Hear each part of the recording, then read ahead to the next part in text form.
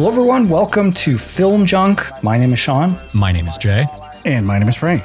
On this week's episode, we are discussing an all-time 80s classic, The Goonies.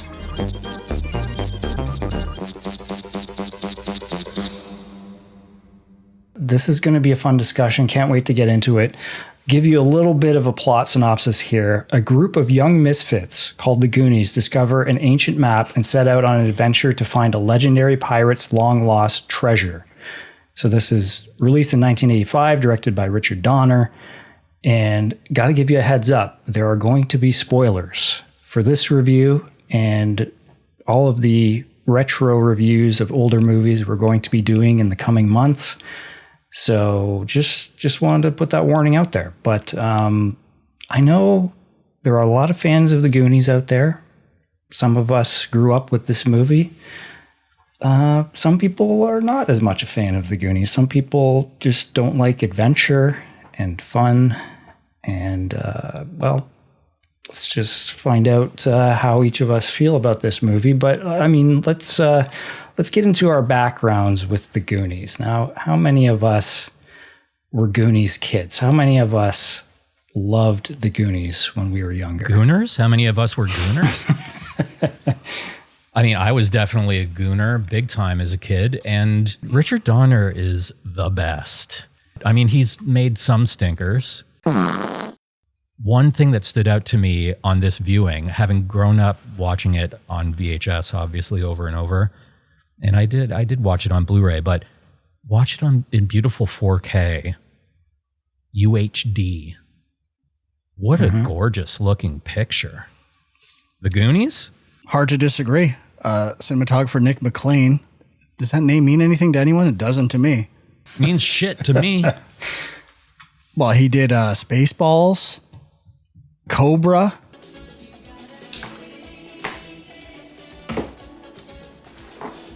I don't have a history with the Goonies. I'm one of those people that don't get it. I don't care about it.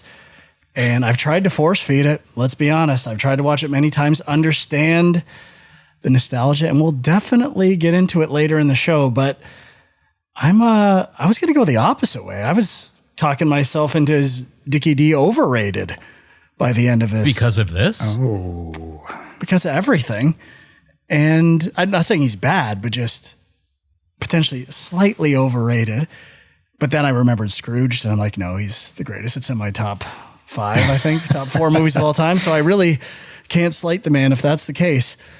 But I'm like, Chris Columbus feels like the person who's been slighted over history. The cherished properties he's been a part of, and he's like basically a joke jobber at this point. So that's where I was like, the legacy of Columbus. What's going on with this guy? People are taking his names off of schools and tearing statues down. Like, what is the deal? This is the director of Home Alone.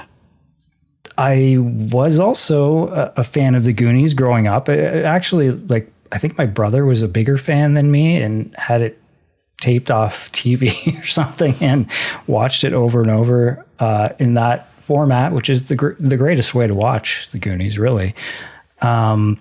But I know we're going to get into a discussion about nostalgia and whether that's, does that blind people? Can you still be subjective? Is something a great movie if you loved it as a kid?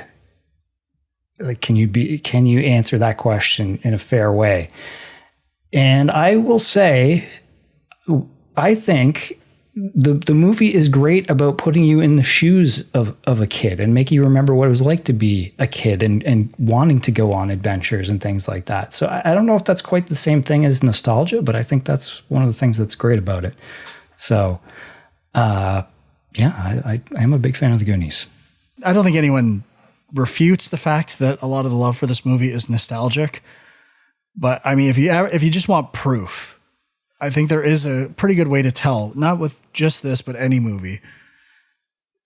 If you go to Letterboxd and you look at the curve for this movie, it's like pretty natural, I don't think anyone would say it's a half-star movie. It just kind of goes up to 4. Then it dips down tremendously. And then for 5, it's like the biggest spike you've ever seen. People are just, there's too much bias going on in this movie. The Goonies feels like it's similar to Ghostbusters in that, yes, Spielberg was connected. So there was, a heavy weight behind it. I'm sure there was expectations. Ghostbusters or Gremlins? Ghostbusters in that. You get to the point, dude. All right, well, you said it's connected to Spielberg. Movies. Spielberg didn't have anything to do with it. Ghostbusters. No, I'm saying these lightning in a bottle movies that are genre leaning during a time where genre films were obviously a thing, but not as much of the fandom surrounding them wasn't as intense as it is now. Entrepreneur Bayman Zachary bought the famous Oregon property for a whopping $1.6 million. 3-bedroom, 2-bath Victorian home was, of course, at the center of the 85 cult classic film. The new owner wants all you Goonie fans to know that he sees himself as a caretaker and steward of that iconic home. So anything in the 80s that is remotely fantastic or has science fiction elements or adventure elements gets held at this high esteem that I think can be unfair to the movie. Hey, you guys! Despite his fandom and love for the movie, at least one of his neighbors doesn't share the same feelings. They put up a banner that reads, "Goonies not welcome." It's just an adventure comedy. That's it. That's true, but in the same breath, I can't teleport back and say, there was a lot of love for Mr. Spielberg. The scarf at the time, well, probably not the scarf at the time, the scarf now, just Steven back then. And the hat. And it's like, were we at a point with the Goonies where just anything he made, people had to say it was good by default? I don't know. I'll never know. But I kind of get that sense. And it's definitely tapping into visual elements of the Temple of Doom and score elements from other Spielberg stuff. And it just, even now, it feels less original than other things. It almost feels like a parody of those types of movies in some way. Like the boulder in Temple of Doom, or evoking that imagery and same types of special effects. And score specifically feels There very... are a lot of big moving objects in this. Yeah, it's got a pretty big Temple of Doom vibe. Even the water slides or like the mine carts. It's there. I'm not crazy. I'm just going to go on the record. I'm not crazy saying this. I don't think you're crazy saying it. I just think I would never say it's like a parody. Like it just I said feels it's like bordering it's in the on same that. I don't space. think it's a parody. I'm saying it's pushing towards. This is that not space. a parody movie, dude. I don't think it is at all. But it's definitively not a parody movie. But you know what? I'll steel man the Goonies later. Like why you could say it's brilliant. I don't think so. I think it's kind of average at best. But not because I think not to get too aggressive out the gate. But I feel like I don't know why you wouldn't like the Goonies. Like it feels to me like there's some artificial pushback on the nostalgia of this thing. Like no, I thought about this specifically. I didn't have any affinity to Monster Squad when I was a kid, and I've watched that in retrospect and found it charming and funny and clever. I don't find that with Goonies. I actually find comedically it's like really bad. And I don't find anything funny about it at all. And the fun stuff I don't find to be particularly fun. The only character I find endearing and charming and fun is Chunk. Oh shit, what? And to some degree, Sloth. But other than Chunk, I feel like most of the characters are duds. I like Sean Astin. I think he's I know you hate him, though.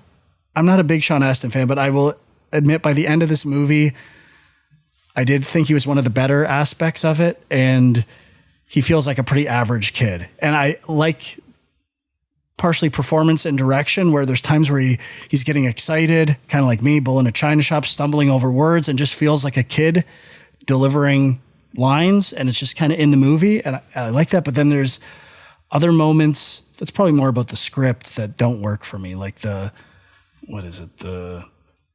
gonna shit on Columbus too? No, we're down here, they're up there, this is our time down here, and theirs up there. I hate that whole speech. I think it's brutal. But that's not comedic. That's just like, I'm talking specifically about Sean Astin's character, and that's Okay. I would say that's not his fault. That is the script and putting a lot of onus. I think there's just an inherent romance to the film.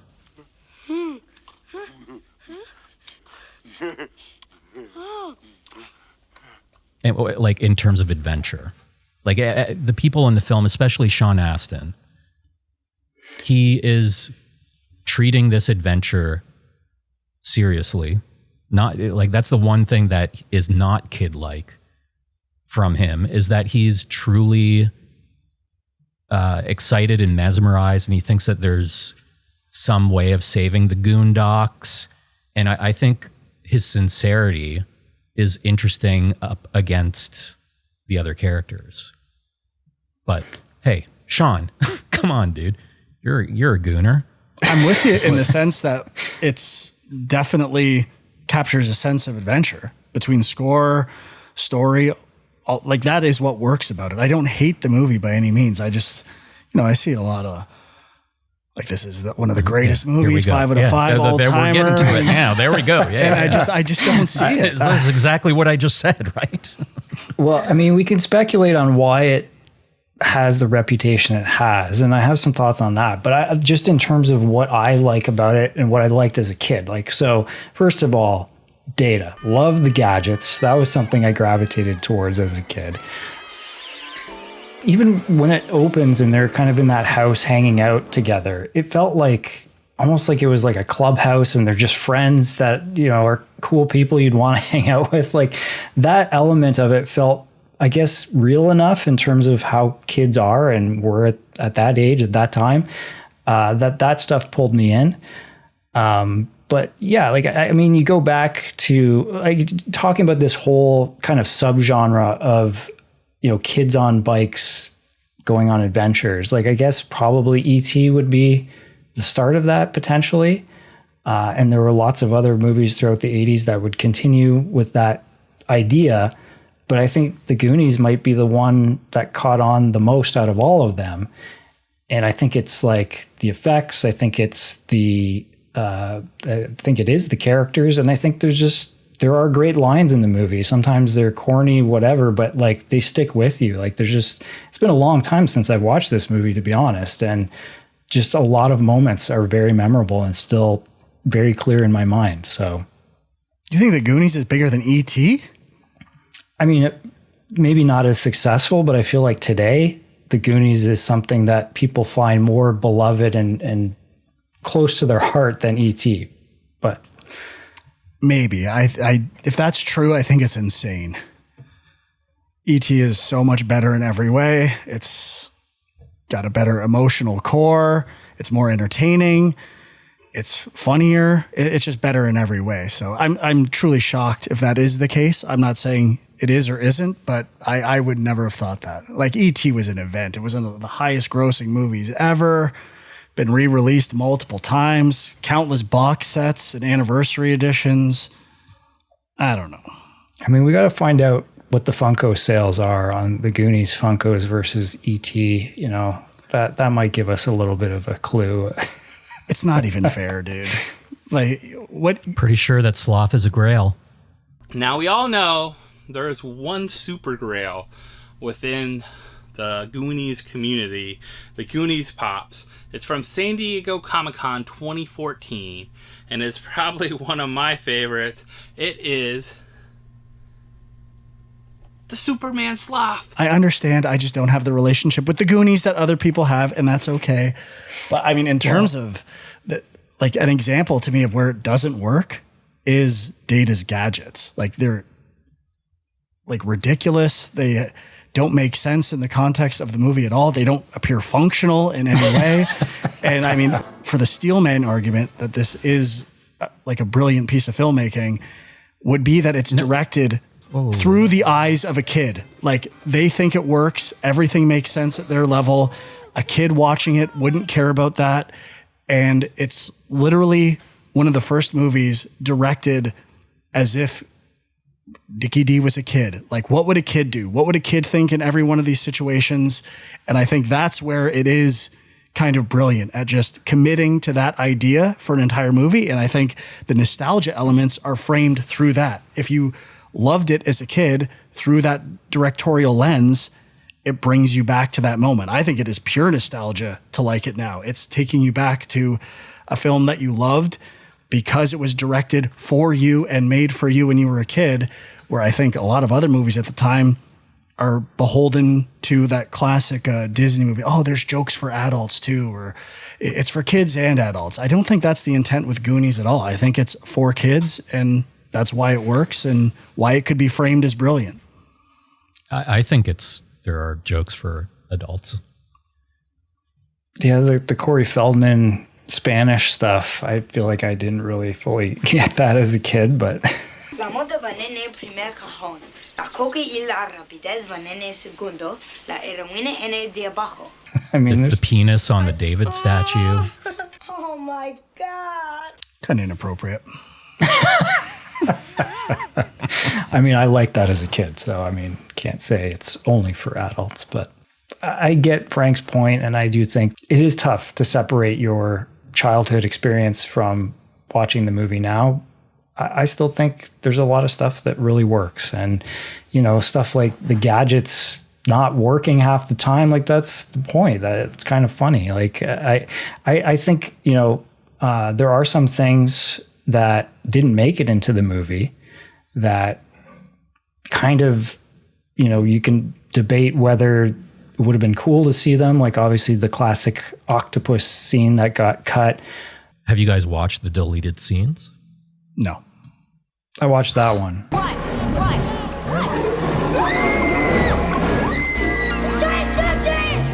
It's brutal. Yeah, the effects aren't great.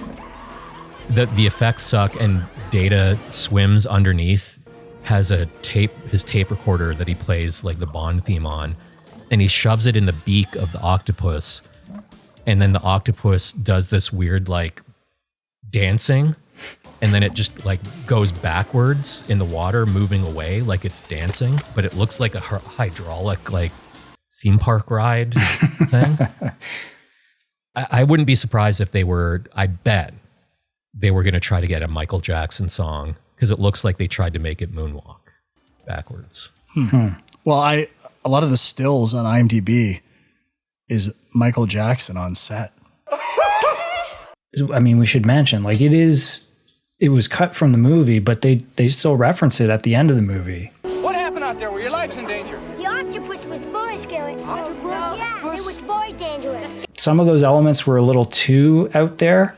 Aside from the One-Eyed Willy traps and stuff like that, I don't think it ever gets to a point where, at least as a kid, you're like, oh, this would never happen. Like, it feels very, I don't know, like you can kind of go with it. So, yeah, except for like the very ending, I would agree. It's somewhat believable, and I would never say it's not a fun movie.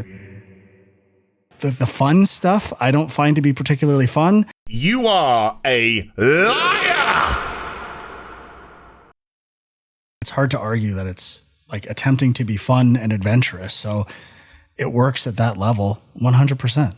And the group of kids is good. Like, it is a compelling cast. They work well together. They all have their own charm and role in the group. So you'd think I'd hate Sloth, but I don't. I love Sloth, and I think he's great. And I love Chunk, and those are the two things that I think are the most beloved about the movie. And they're also the two things I think are the best, although they're like the level of their love and affection by the end does a little uncomfortable. Yeah. They've known each other for a couple hours. I don't know if you'd be going home to live with them. You're gonna live with me now. How do we feel about the fat shaming of Chunk. Apparently, Dicky D was not a fan of the dance. So he says he now. says that now. Yeah, what a hero. He could. I mean, he's the director. The buck stops with him. Sorry, Dickie. It's on you, pal. You got final cut. If you don't like it, or do you think Spielberg was the one? Could be. Came in and said, "Sorry, bud." But I mean, this is the thing, right? Again, going back to the 80s, a lot of movies had to have the fat character as comic relief, and it was just kind of like lazy comic relief, and it's not the best. Sometimes it is funny though. Well, I think in terms of quality, it's pretty solid in this. If you look at, you mentioned the Monster Squad, there is a Chunk knockoff character in that film, and a lot of the jokes with that are not great. Mentioning Richard Donner, there's a really good making of the Goonies, directed by Mick Garris, who did a lot of those back in the day. Richard Donner talking about working with the kids. It's interesting because you see clips of him working with them, and he's great with them. And then when he's talking about it, he says, I think the uniquest part of working with kids in this many kids in the film is that every night I'm contemplating suicide. I like that he seemed to really love the kids, but also wasn't like going to sugarcoat anything and pretend like it was an easy gig or easy wrangling them.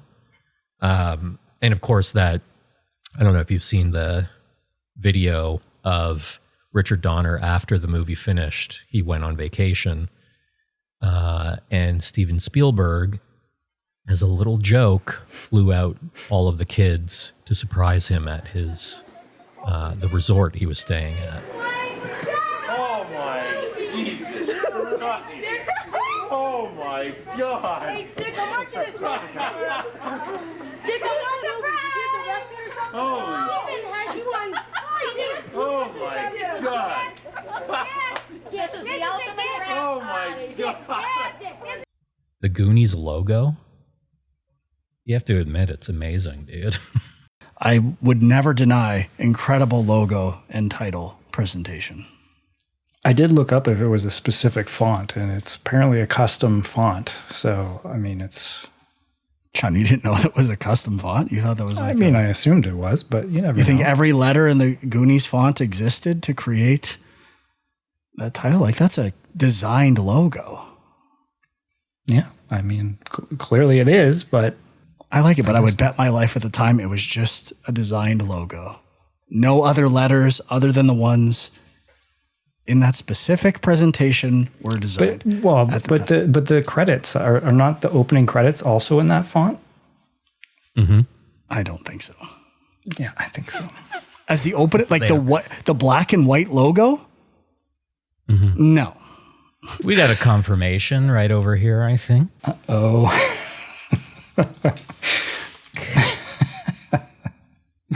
No, we're good. Definitely a custom logo. There's a font that accompanies the opening titles that is very similar. A full alphabet, but it's not the exact same. Anyway, it's fine. Of course. No. I've only seen it a couple times, so that's just my gut reaction, and I'm sure it's correct. Okay. The whole idea of introducing all of the kids via this car chase, I love. A lot of the humor here is very Richard Lester, which is unusual because of the history of Richard Lester taking over Superman.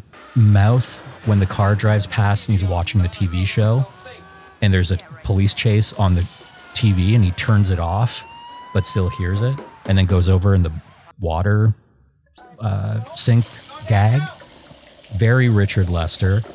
In that opening, when they're driving away, they pass a van that's a plumbing van, and it's Mad Jack's Plumbing. The logo looks exactly like a swastika.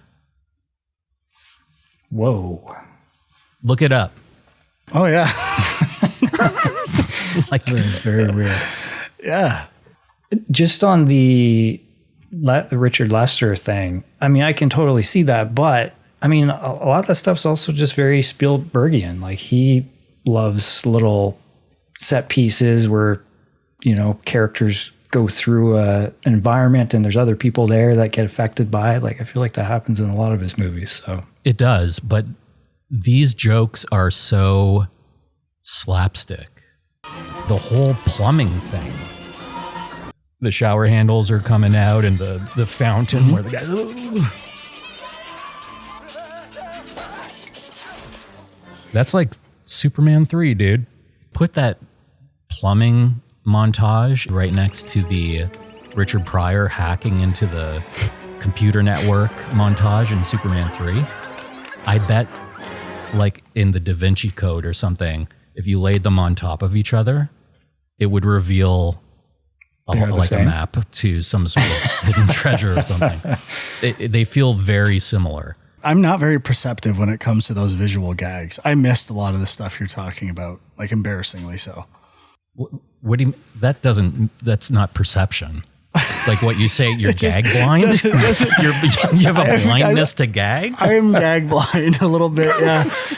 I must have been zoned out, or maybe my biases are revealing themselves. I just didn't connect with that stuff at all. You're probably sitting there like, this thing's a fucking turd. Everyone who likes it is a fucking nostalgia bait fucking loser. I like movies. No, I just didn't think it was. I'm not like, oh, that's clever. It kind of just washed over me. That's on me, admittedly. I'm not. When hearing you talk about it, I'm like, that is pretty clever. It didn't affect me, but it should have. But I will say, if we're getting into the intro, then we get into a bit of a sticking point, which is the Rube Goldberg machine at the house. And I mean, it's the same year as Pee-wee's Big Adventure. Technically, Goonies released first, I think by 3 weeks or 2 weeks approximately. So they might have been filmed around the same time, but I mean, the Rube Goldberg and Pee-wee's Big Adventure absolutely destroys the one in this. Like it puts it to shame. It's a pathetic Rube Goldberg assembly. Okay, there are two things that stand out to me from the Goonies that reminded me, oh, that's so 80s. One of them was Rube Goldberg contraptions. And you can say that if the game was created before the 80s, I don't give a fuck. Mousetrap. Turn the crank, snap the flank. Hit the boot and down the chute. Watch it roll, hit the pole. In the tub of rubber dub. Flip the man in the pram. The trap is set. Now draw the net. Gotcha! And the great, what was that game? The machine, the Sierra game? The Incredible Machine. Something like that, yeah. That's got to be a 90s game, right? Yeah, but the 90s, 80s, whatever. Do you know about the meme? The Nedry from Jurassic Park meme? No. Connected to this? That Nedry in Jurassic Park wears 3 different outfits that match outfits of kids from the Goonies. So in the first scene, when he's with the guy getting the Barbasol can, he's in a Hawaiian shirt like Chunk. When he's at his computer, he has a gray overcoat. And when he's driving away, he's got the yellow rain slicker. Yeah. I think it's a pretty good case. There's definitely something going on there. Yeah. Undeniable. But I'll tell you my favorite moment in the whole movie. It's probably not one many people say. Of course. Shocker.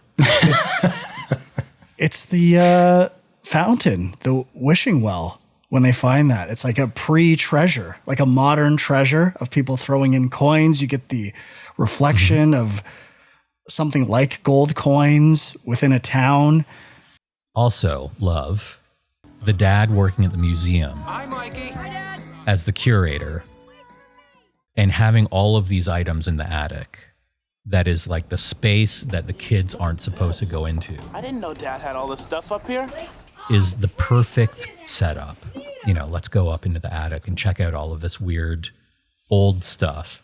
And it's all, I think they say it was the rejects from exhibit about Astoria, the history of Astoria. I hate to put them out. The actual exhibit must be incredible. If those are the rejects, it must be the. I know. How are they foreclosing on their house? He must be the best curator in all of the Pacific Northwest. I would kill to see what that exhibit was like.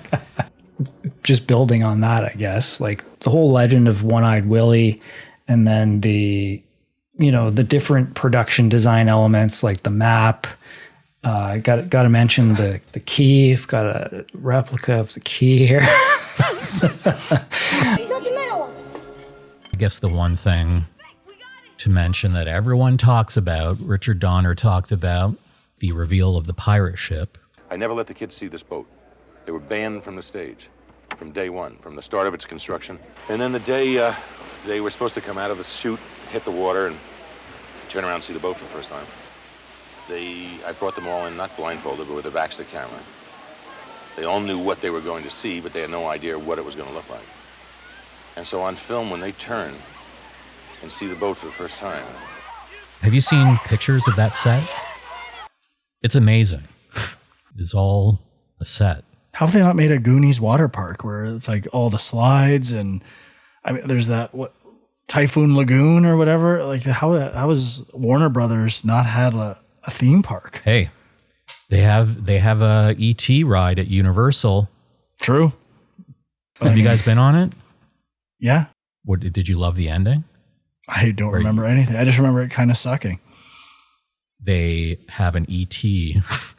that's saying bye, and it says everyone's names as they go by. So it's like, bye, Jay, bye, Frank. Really?